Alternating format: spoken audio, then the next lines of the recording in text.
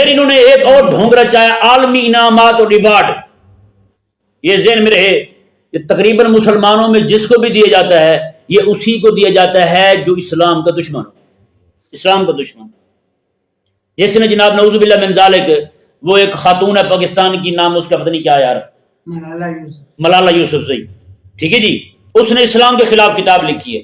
داڑھی کے بارے میں اس نے بڑی بکواس کی جی. پردے کے بارے میں اس نے کہا یہ وحشت آتی ہے مجھے، داڑھی دیکھ کے مجھے وحشت آتی ہے، تکلیف ہوتی ہے مجھے. اس نے کہا یہ تو فرعون کی، یہ تو وہ، اس طرح کی باتیں اس نے کی ہیں جی. اور نعوذ باللہ سیدھا سیدھا اسلام پہ حملے کیے اس نے.